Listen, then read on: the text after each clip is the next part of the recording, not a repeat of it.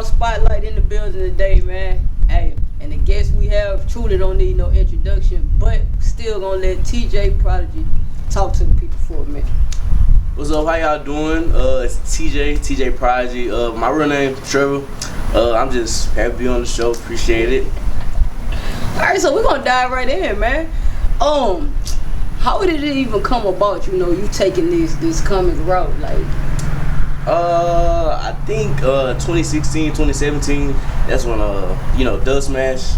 Yeah. That's when that started getting popping and stuff like that. So I was just at home, bored, didn't have nothing to do. I was just in school. I think middle school, and so I was just trying to make some Dub Smashes and put them out there. And people they was vibing with it, and I really wasn't trying to get no feedback or nothing from it. People was giving me feedback, so. After the Dub Smashes, I just started making like little relatable videos, like different types of people videos, stuff like that. People was vibing with that. They was relating to it and stuff like that. And after that, I don't know, that just kept building up and up and up and up, stuff like that. And now I'm doing really just TikTok and stuff like that. I don't really mess with the videos I used to, but right now I'm doing TikTok. So, which video would you say? Do you remember which video was that pivotal point? Dang, that was so long ago. I'm trying to I think it was one I put a choir robe on. My sister, she had a graduation gown, so I put a choir robe on, and I was reenacting this lady. She used to make these church videos, like these relatable church videos. So Dub Smash, you make your own video to their sound. Right. So I had made my own video to her sound, and everybody was basically laughing at it like it was me, but it really wasn't me. But yeah, it was those type videos that really just sparked it. Yeah, hey, them church videos, one thing about it, you can't go wrong with. Cause everybody know church, everybody know black church, everybody relate to black church. And then the crazy part about it, man, I see you and your mom have like the best, funniest relationship. You said me, and my mom? Yeah. Oh yeah. She really. I guess that's where I get. I guess you can say my sense of humor from. Cause if I'm making a video, I'm most of the time acting like her, or acting like something she doing, or acting like something she saying to me. So you gonna be on her some royalties? Basically, that's what you said. Yeah, basically. So like, did you realize? Cause I mean, with you it seemed like the growth started. You know what I'm saying? So quick, it happened rapidly. Did you realize it was happening that fast? Nah, I think about that to this day. Like, I really didn't appreciate it how I would now. Cause I was young, I really was just bored. You still in middle school now? Yeah, I was in middle school. Well, I started I think 8th grade, and then that transition of 8th grade to high school, that's when it really started to. Cause you get to high school, there's more people. Right. So that's when more people start recognize and stuff like that. But wait, what'd you say? What was the question? I said, you was young when you was still in middle school. Yeah. So I really didn't appreciate it how I would now. But I definitely seen it. I seen the growth and stuff like that. But yeah, I really didn't know what was going on completely. So like, I know you was young at that time, and then like your name really started growing. And I know I hit you up to host a few events, and then I know a lot of people was hitting you up. Mm-hmm. Like how did your mom feel about that, knowing that like your career started taking off, people wanted to book you and stuff like that? I don't even think she took it serious. I would tell her, of course, but she was just like, it's okay, like, okay. I'm like, Mama, no, I'm telling you, like, I'm getting views, like, people, like, starting to look at me, like, and I think, I'm trying to remember, I think it was a church trip, we went ice skating, and we went to McDonald's, it was in Marshall, Texas, and so we went ice skating, and we went to McDonald's, and these girls, they ran up to me, and so they was like, oh, TJ, like, can I get a picture and stuff like that? My mom was like, what? Like, oh, yeah, I'm like, Mama, take the picture, like, and so she took the picture, and after that, she just wasn't sleeping on me no more. Like, she realized, I guess. Right. Yeah, before we started the interview, we was talking about like how the traction changed and stuff like that. What do you feel, with the college? Because at one point you had like over 100,000 followers on you, right? So definitely whenever I stopped making the old videos, cause like I was making the relatable different types of videos, but I was running out of creativity. Like I had did so many, like I really wasn't burnt out. Yeah, burnt out. So when I started to like transition to my other type videos, of course other people that followed me for them other videos, they was gonna start to leave. So that was expected. Of course, at the time I was like, what's going on? Like, you know, like whether or not I'm making these new type videos or old type videos, I wouldn't expect people to, you know. Right. But things like that happen or whatever. So. Do you regret making that transition? No, well, part of me do, but at the same time, I'd rather not put out than put out stuff that I'm not certain on. Facts. So the post I'm putting out now, I think like, you know, I'll stand on it. So then not only that, it's kind of growing with you. Yeah, it's growing. Exactly. Yeah, exactly. I mean, one thing about the entertainment business, we see that happen a lot. You know, especially with our community. You know what I'm saying? Like you look at the rappers. Prime example, Bow Wow. People would not let Bow Wow be a grown man for nothing. You know what I'm saying? This man has made hits since a kid. You know, he did numbers that some people to this day can't touch. You know what I'm saying? Yeah. But they still won't respect him as an adult. Yeah. So like that transition, I think that break you took was probably much needed to make that transition. It was. But like looking at, you know, what's going on with the comic world, then like movies and stuff like that, do you see any of that in the works for you? I definitely, that's been one of my dreams. Like I've been like, that was number one. Like I want to get out of negative, make a name for myself. Definitely in the entertainment, not even just like comedy, but just like movies. Like, you know, not even, you don't even gotta be in front of the camera. Like even just behind the camera, starting up behind the camera. Like that's definitely one of my. Do you see yourself doing stand-up? Oh no, I don't. See, that's a different type of comedy. People like that, like that's the jokesters in class, like you know, like the class clowns. Like I was never really one of them type people. But if I can write it down, I can study over and then put my own little personality in it. Then that's what people laugh. But people always telling me like, "Oh, you funny?" Like, "Oh, you funny?" And I'm just acting me. Yeah. So. Right. Okay, so like speaking of comedy, like if you could collab with any three comedians, whether you know social media, you know mainstream, what three comedians would you want to collab with and why? All right. For sure, top one I've been saying Eddie Murphy. That's number one. I've been looking at him and just like studying him on cause you know I play different characters. Well, I don't really do it as much, but I used to play different characters. And he do that same type of thing in his movies and stuff like that. And I would just try, you know, see how he would do things so I could do it in my videos, and it would be the same, giving off the same outcome. thing. Yeah, same outcome. So Eddie Murphy. Two, I'm gonna have to say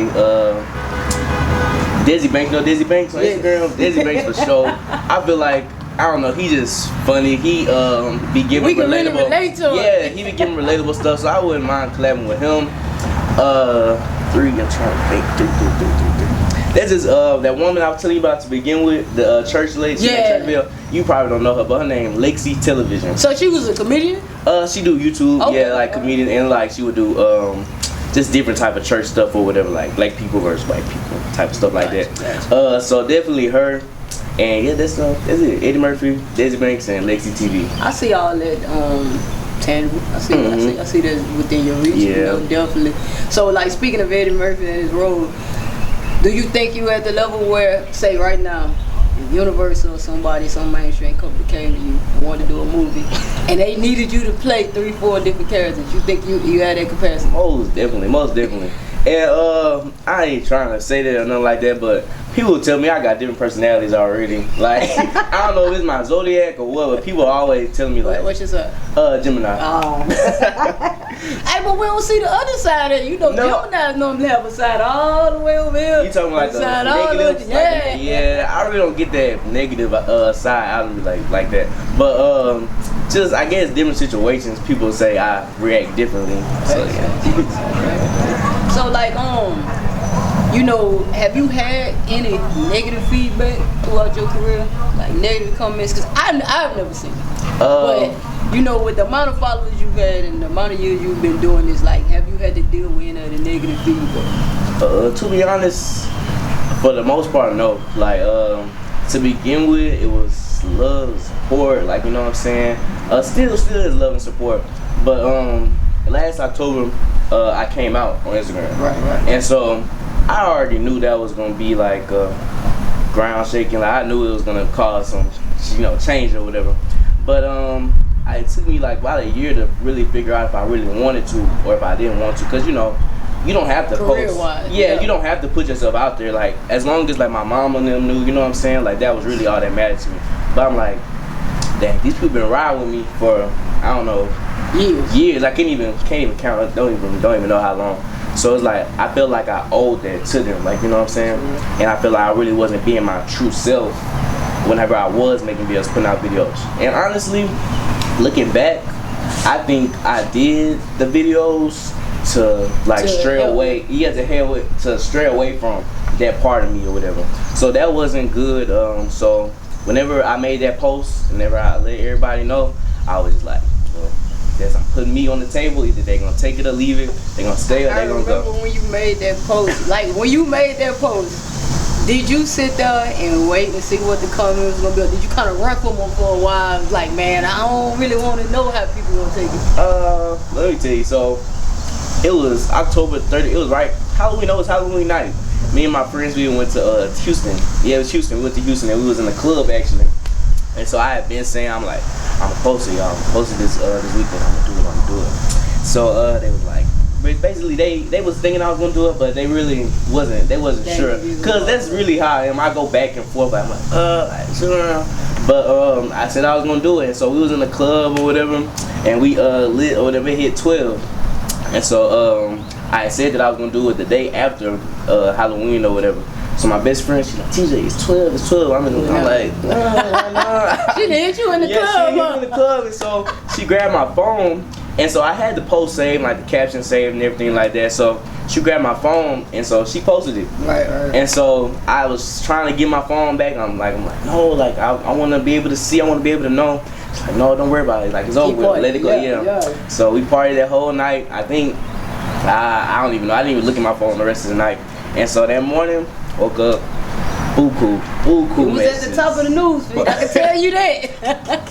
But which I figured the support was great. Yeah, though. that's what I was surprised about. I mean, not surprised, but I was happy for it to be like that. Right. And so of course, you know, people go and follow like mainly males. Like I figured, probably black males. Yeah, I figured that. Yeah, and so it was a little, you know, like mostly happy.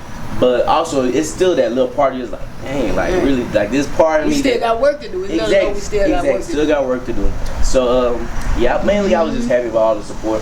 I wasn't really tripping. So did you get any of those messages like, oh my God, I wanted you to be my boyfriend from the girl? Oh, yes, sir. Yes, sir. Look, like, man, like, even before then, just the messages, like, from females all the time. They like, say the panties in the, Oh, no. Nah, not that far. I don't know. They was trying to shoot their shot at first. They wasn't really trying to. Right. So, but you know, I really was letting them down easy. I wasn't really just saying like, you know, up front what it was, whatever. Right. But I was just giving them the runaround. So yeah. But I think all that comes from being raised as a respectable young man. You know, that plays a lot in it. And man, I'm glad you was able to, you know, be your true self. Yeah. And it just shows that we have so much work to do, especially within the black community, because nobody deals with that type of backlash worse than the black community. You know what I'm saying? Yeah. We speak in Black Lives Matter and togetherness and all that, but does it really matter? You know, we can't. Really we want to choose which Black Lives Matter. You know what I'm saying? Like, my homeboy might life matter, but nah, your life don't matter because of this, because of that. Like, that's not how it works. You know? Yeah. So, but yeah, man, hey, we definitely gonna have to chop it up and do a part 2. But before you go, man, I got a couple things I would like you to do. Like, say if you have any young men or women that's out there battling with being their true selves, like, did you have a message you would like to give to them? Okay, so you want me to look at the camera? Okay. You can look at the ceiling if you want. Okay, really, what I want to say to anybody that's struggling with, not even just like coming out, but just being your true self, or just being scared that other people are going to accept you for being your true self, it don't matter. Like, at the end of the day, it don't matter. You could die tomorrow, and you want to die happy rather than saying, I wish I would have, or like, I wish I could have. So just keep that in mind, and as long as you know that God made you who you are, and you know who you are, then that really, anything anybody else says does not matter. So that's really just that. And last but not least, when you leave this earth, what do you want your legacy to be? That's you hit the. That was let me see. Definitely my legacy. I want it to be greater than Natchitoches, greater than Louisiana. I want it to be everybody. I want it to be worldwide. Honestly, that's just how I think. Yeah, I want to leave my mark. I want people to know who Trevor Williams Jr. is and put my city on where Natchitoches is. So yeah. Yep. Yeah.